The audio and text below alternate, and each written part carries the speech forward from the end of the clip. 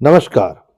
Iran फिर से चर्चा में है और चर्चा का मूल कारण है फिर से पश्चिमी देश के साथ ईरान का मनमुटाव। और इस बार मनमुटाव जो ईरान का हुआ है वो बेसिकली देखा जाए तो इटली के साथ हो गया है। और इटली की एक पत्रकार है सिसिलिया साला, माना जा रहा है कि इनको ईरान ने अभी गिरफ्तार कर लिया है और आरोप लगाया है ऐसा कि उन्होंने वहां के संस्कृति के साथ छेड़छाड़ की है। ईरान की जो संस्कृति है उसके साथ एक तरह से छेड़छाड़ की है। ईरान की समाचार एजेंसी ने इसकी लगभग पुष्टि कर दी है कि उनको गिरफ्तार कर लिया गया है। इस्लामिक गणराज्य के कानूनों का उल्लंघन के आरोप में उनको गिरफ्तार किया गया, ऐसा ईरान ने कह दिया और बाकायदा पुष्टि भी कर दी है।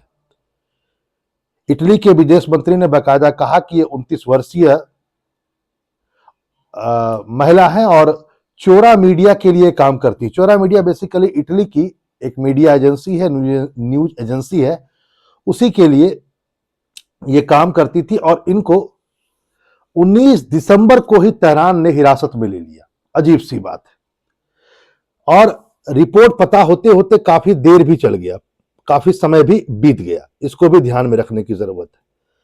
यहां पर एक बात ध्यान रखेंगे कि ईरान पर कुछ दिनों पहले भी बहुत सारे आरोप लगे। आरोप यह है कि ईरान जो है वह बाकायदा बहुत सारे ऐसे काम कर रहा है कि जिससे ईरान को जो जो खतरा महसूस होता है उन लोगों को ईरान गिरफ्तार करता जा रहा है। ऐसा माना जा रहा है कि ईरान ने दर्जनों विदेशी नागरिकों को और जो दोहरी नागरिकता लिए हुए लोग हैं उनको गिरफ्तार किया। और आरोप क्या लगाया है कि जासूसी और सुरक्षा संबंधी आरोप में इनको गिरफ्तार किया। बहुत दिन पहले से ईरान ऐसा काम करते जा रहा है। मानवाधिकार जो समूह है जितने भी ईरान में एक्टिव हैं या विदेशों में एक्टिव है, उन्होंने कहा कि ईरान बेसिकली चाहता है कि इसके द्वारा इन लोगों को गिरफ्तार करके कोशिश यह है कि ईरान इसका राजनयिक लाभ उठा सके। मतलब सीधी सी बात है, आपको भैया हम रिहा कर देंगे, हमें कुछ फेवर करो। और इस बार मामला फंस गया है इटली के साथ। यानी कि इटली जो है कि जो ये पत्रकार है साला जी, यानी कि सेसिला साला, मामला इनके साथ बैठ गया। और इटली के साथ संबंध ईरान के उतने बुरे नहीं है, लेकिन इस घटनाक्रम के बाद इटली से भी लगता है अब ईरान के संबंध धीरे धीरे बुरे हो जाएंगे।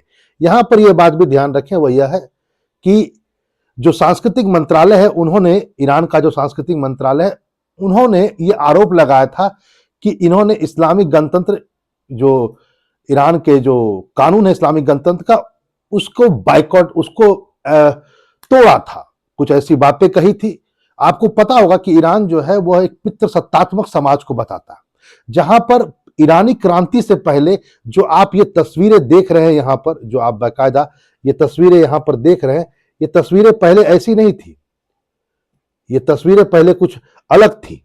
ये तस्वीरें यदि मैं कहूं कि ईरानी क्रांति से पहले जो ईरान में 1967 में जो क्रांति 1979 में जो ईरानी क्रांति हुई थी, उससे पहले की तस्वीरें ऐसी नहीं थी। माना जाता है ईरान में इस क्रांति से पहले ईरान का समाज एक खुला समाज था, लेकिन चूंकि महिलाओं पर बहुत सारे पाबंदी लग गई, खमेनी साहब सत्ता में आ गए और कई सारे प्रतिबंध आरोपित कर दिए महिलाओं के प्रति, तो धीरे धीरे ये जो पहनावा दिख रहा है और जो वहां पर महिलाओं का अधिकार का जो हनन हुआ, उसके बाद आज की महिलाएं, ईरान की महिलाएं बहुत ज्यादा नहीं है अफगानिस्तान से दूर।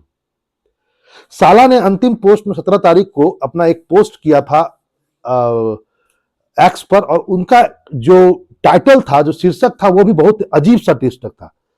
उनका जो शीर्षक था, एक वार्ता, तेहरान में एक वार्ता, यदि कहा जाए पितृसत्तात्मक समाज पर। यानी कि सीधा सीधी बात है, वो जो आखिरी पोस्ट उन्होंने एक्स पर किया था कि एक वार्ता पितृसत्तात्मक समाज पर जो तेहरान में है, वो शीर्षक पर उन्होंने कई बातें की थी ईरान में, और यह बात चुभ गई ईरान के सांस्कृतिक मंत्रालय को, और ईरान ने इसको गिरफ्तार कर लिया। वैसे एक बात बोल दूं कि ईरान ने कहा है कि अब उनका जो रिहाई है वो एक जटिल प्रक्रिया हो चुकी है। वैसे रोम को पूरा उम्मीद है कि वो आने वाले समय में रिहा हो जाएगी, लेकिन जिस ढंग से ईरान ने एक दबाव का सृजन किया है, तो अब यूरोपीय देश तो वैसे भी ईरान के विरुद्ध हैं, और अब बैठे बैठाए यदि कहा जाए तो इटली भी अब ईरान से अपनी दूरी को बढ़ा लेगा, या मैं कहूं दोनों के बीच संबंध बद से बदतर अब हो जाएंगे इनकी गिरफ्तारी के बाद।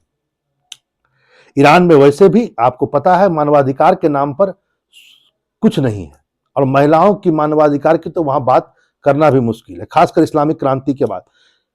चलिए फिर मिलते हैं एक नए टॉपिक के साथ। नमस्कार।